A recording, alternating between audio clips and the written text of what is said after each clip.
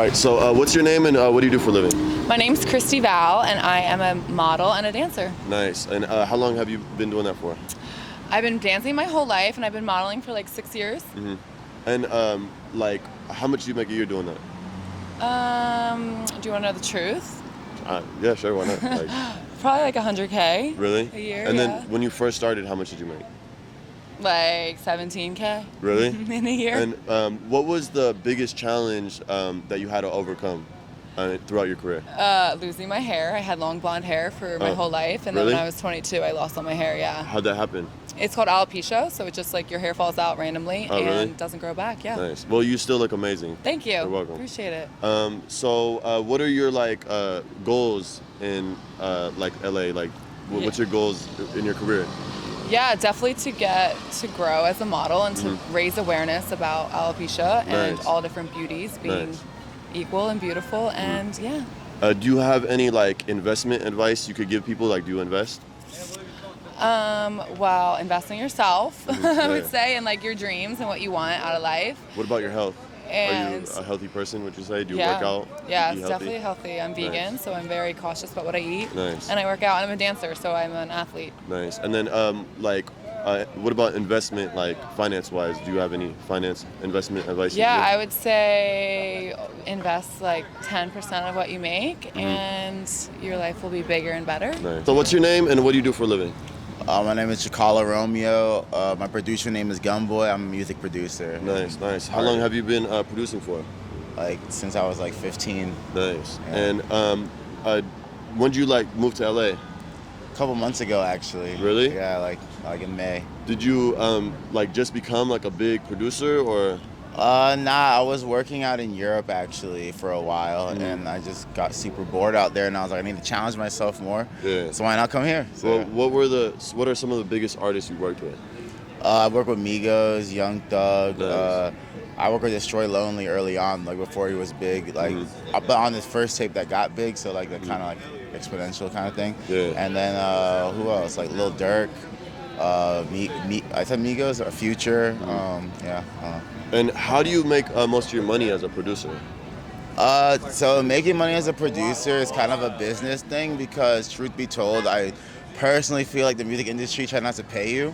So like That's what I heard. That's what I asked. Yeah. So like it's more of a business thing. You need to like facilitate just the business to negotiate with labels for your copyright, because the truth is no one can actually steal your music from you. You kind of have to allow it to happen, you know, but they just bet that you won't be able to get a lawyer and all that stuff. You need to have like a lawyer, you need to have just like people in your corner to negotiate, and That's crazy. if you That's don't, it's better to make up a fake name for your email, so Yeah. like, and you pretend to be your manager. That's you so know what I'm saying? crazy. Than to be yourself. It's better to do that. I think the music industry needs a strike, bro. That's what it really sounds like, man. It's really. Yeah, it needs. I mean, it needs more than a strike. It's kind of like, because the way it works is like, sure, you get paid up front, but the true capital is in the royalties, and that's like from your ownership. So you you want to negotiate for your royalties and your ownership, and then from there that's where you get like the long-term wealth and stuff like that from music, and that's why it's a profitable industry. But like a lot of people, like let's say right now you started rapping, it's crazy, Drake loves it, he jumps on your song, bam, you have a Drake song, a Drake feature, shit gets 100 million streams in like 4 months or whatever. It's crazy. The labels are betting that you don't even know how to get that money. You know what I'm saying? Like you might be getting some money from like your TuneCore or DistroKid, whatever, but that's not all the money. You know what I'm saying? And the labels are betting on that. So they come to you, they're like, yo bro, dope song, here's a mill. A lot of people don't know that mill is just a projection of what you're gonna make. You know, it's technically a loan. You know what I'm saying? They know you're gonna make that mill, but they don't. They also think that you don't know how to get that mill yourself. So they'll give you that mill up front. You know what I'm saying? And then you're in the label game. I don't know. I can talk about that. It sounds really scandalous, I bro. I mean, that's crazy. You're succeeding in that industry, bro. You know, it sounds really scandalous. Nah, it's just it's a super controlled entertainment industry, but just old and archaic. You know what I mean? It's just based on a lot of old systems, and it hasn't become a modern system yet. Like there should be a way that artists are paid like every week. You know what I'm saying, for their royalties. Well, but, BeatStars, that I'm sure that helps a little bit, right? Or kind of, those just like marketplaces, but they're also in the same game of like giving publishing deals and all this stuff too. They kind of all become the same monster right now. BeatStars has like a publishing company, but they're under Sony. You know what I'm saying? It's all one dragon. You know what I mean? So, how much do you make a year doing what you do? I'm making like a 6-figure salary now. Nice, Yeah. nice. And do you invest at all? Yeah, I invest all the time, man. So what's some investment advice you could give the viewers? One, don't be afraid of crypto because it's the future. It's like an inevitable future because like this is like the only way that all the governments can track all the money that happens like for the rest of the time, which is what they want, you know? So crypto is important. And AI, invest in AI. What AI investments have you invested in? All right, let's get some tips.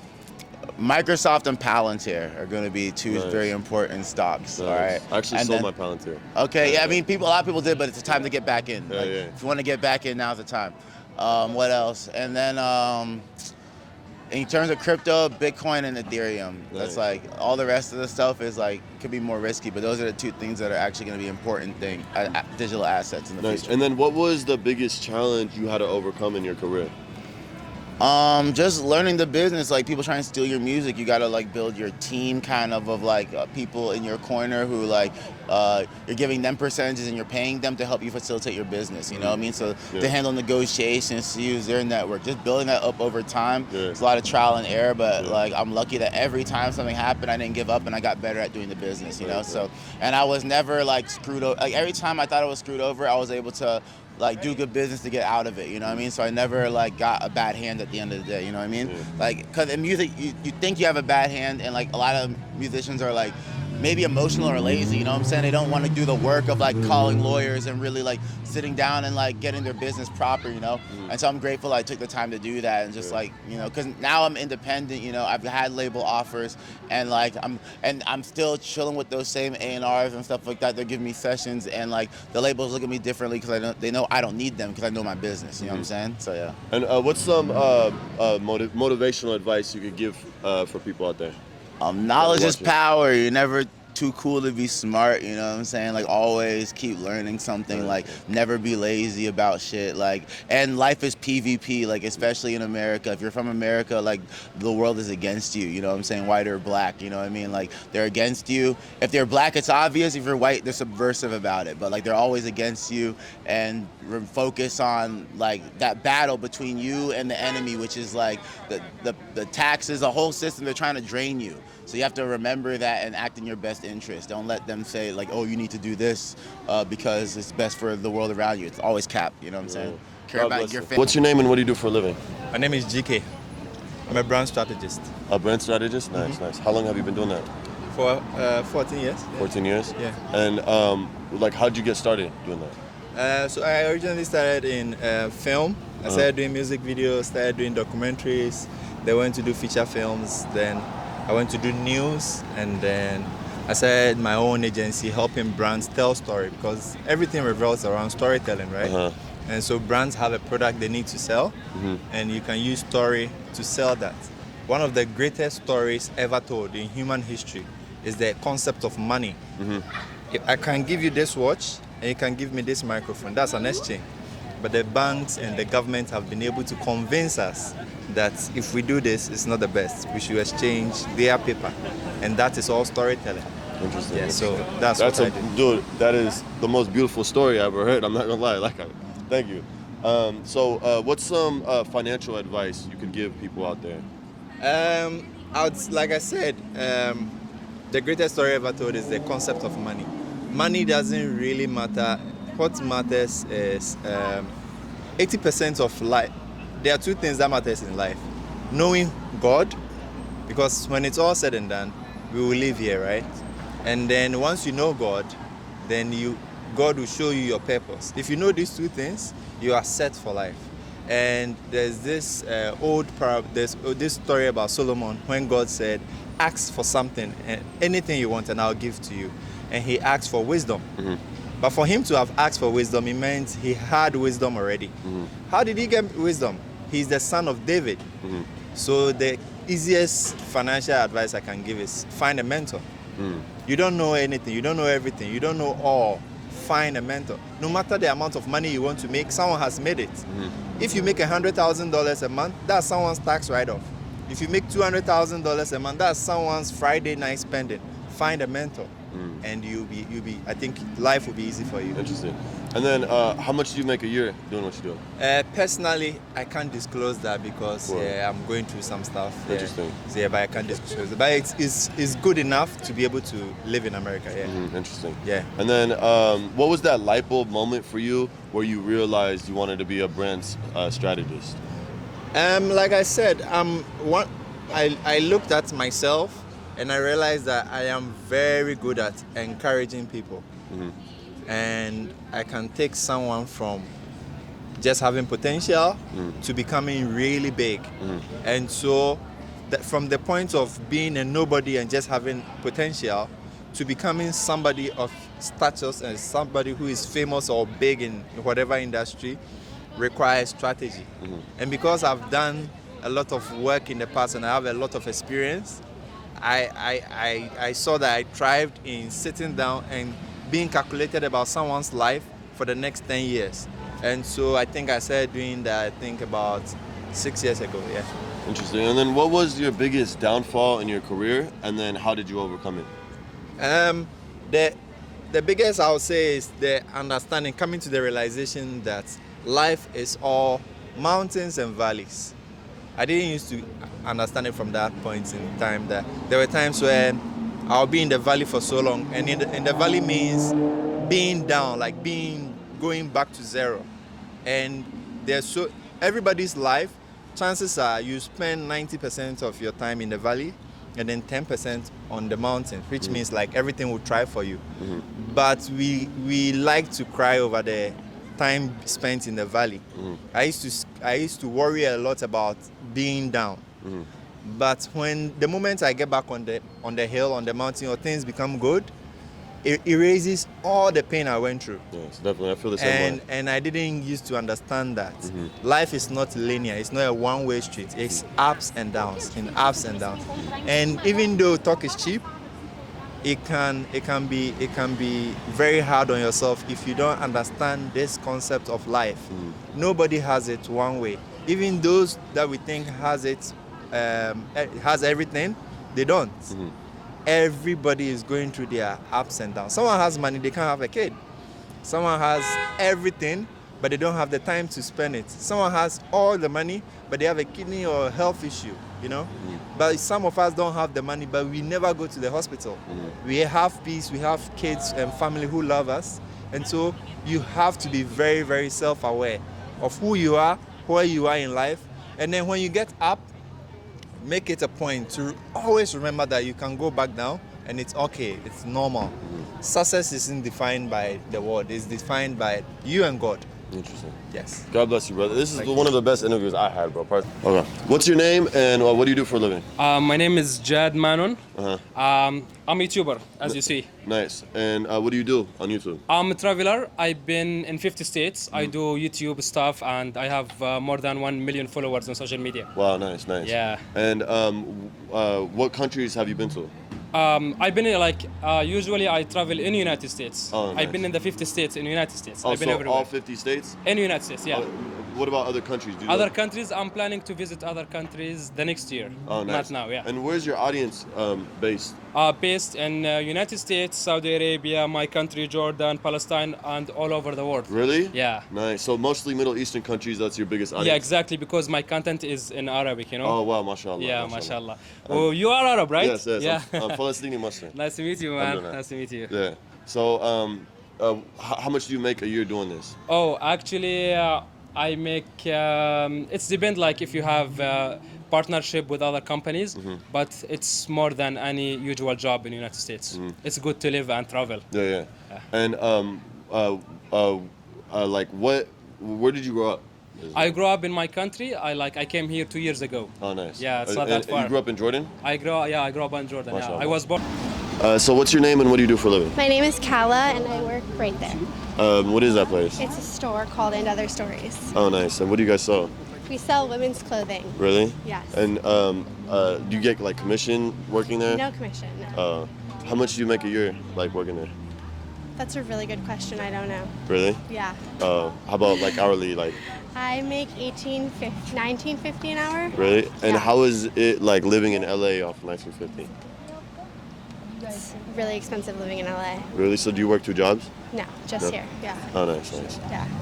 And you have a roommate or? Oh, interesting. Yeah. So, like, what's your dream job? My dream job is probably some sort of creative direction for like a fashion company somewhere. Nice, nice. And how do you see yourself like achieving that goal? I think just like working somewhere and continuing to build your resume and taking every opportunity possible and just seeing what happens. Did you go to school for that? Kind of, yeah. So what's your name and what do you do for a living? Victor Kelly, and work with real estate in Dubai. Oh, nice, nice. Yeah. And how long have you been doing real estate? 2 years. 2 years? Yeah. How old are you? 25. 25? Nice, nice. And how'd you end up selling real estate in Dubai? Well, my friends, they work with real estate, and I just got into it. Oh, nice. Yeah. And after your first year of doing real estate, how much did you make? Not comfortable sharing that, but Oh, okay. yeah. Yeah. So are you comfortable saying like how much you make, or you don't have to say if you don't No, want? no. So what about like advice on like how to become a real estate? Any advice you want to give people out there? Just work hard. Whatever is a distraction in your life, make sure you don't, get away from that, all the distractions, and focus on work. Very nice. And what was the biggest challenge you had to overcome in your industry? In the industry, Yeah. just putting yourself out there. The knowledge, that's one.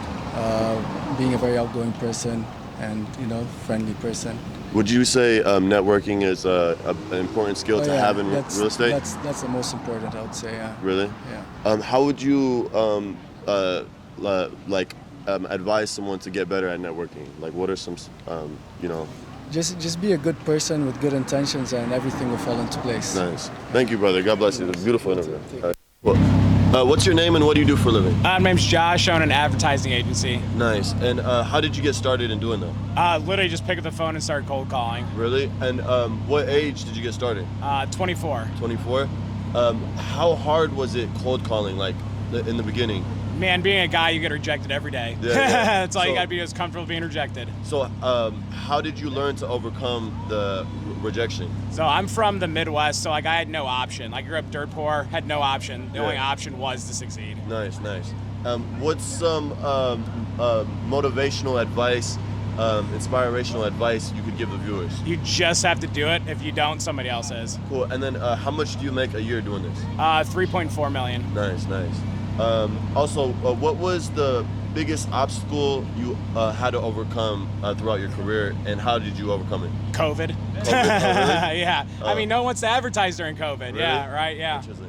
So I think that was a great interview. dope, awesome. God bless you. What's your name and what do you do for a living? My name is Zach, and I do only. I run an ad agency. Oh, nice, nice. And how is that working out for you? Pretty good. Really? What age did you start? 18, 18. And how old are you now? 23. 23. And where do you see yourself in like 5 years? Married, 4 kids, living in the Hamptons. Nice, nice. And what would you give? What kind of advice would you give someone that wants to be an ad agency marketer? That's what you do, right? Watch YouTube videos and meditate. Really? Yeah. And how much do you make a year doing that? 2 million. Really? Yeah. Are you serious? Yeah. That's crazy. Literally just courses. Really? Yeah. That's how you learn from courses? Yeah. Oh, cool. And learning and fucking around. Really? What's the most expensive thing you ever bought? Or the stupidest thing that you bought that's expensive? I don't really buy shit, to be honest. I spend a lot of money on food and just like health optimization and biohacking and all that kind Really? of shit. Yeah. What's the coolest biohack that you spent? Extensive blood tests. Really? Yeah. And what's the point of doing that? Data. Data? Yeah. And what do you need the data for? To then come to conclusions about your health and optimize everything. Really? Yeah. And then ultimately optimize your health. You can optimize every other aspect of your life. So what do you do for a living? I am a model. A model? Yes, I am. How long have you been a model for? I've been a model for about 5 years. 5 years? Yeah. Where are you from? I'm from New York. New York? Yes. Is that where you grew up? No, I was born in Tanzania. Tanzania, Yeah, nice, East nice. Africa. And what age did you like come to the U.S.? I was about 8 or 9 years old. Nice, nice. Yeah. And did you want to be like a model your whole life? Actually, I found that out when I freshman year. Yeah. I got that career book, and I was like, hey, why not? And then what age did you start? You said? I was about, say, 19. 19. Yeah. And then when you first started off, like how much were you making a year? It depends in the modeling world. When you're new, you do a lot of free work, but you know, I can't really say what I make. Yeah, yeah. Oh, you're not trying to say how much you make? No, no. All right. What else was I gonna say? Was there ever a moment in your life where, like, you know, you hit rock bottom, and like, how did you overcome it? I have not gotten to that point yet, but I do expect it. It's a part of life. Yeah. And what was the biggest challenge in your career? The biggest challenge was the first year, you know, getting to know everyone, getting to understand what the industry is like. It was very hard to navigate because I didn't really have anyone in the industry yet to tell me what things were like, so I had to kind of learn it on my own. What was the hard part of navigating in the industry? Just not knowing anyone in the industry. Oh, okay. Yeah. So you would say networking was a big, important role? Yes, it is a very big part. Networking with other models and casting directors. Yes. Interesting. And any entrepreneurial, spiritual advice you want to give the viewers? Yes, never give up.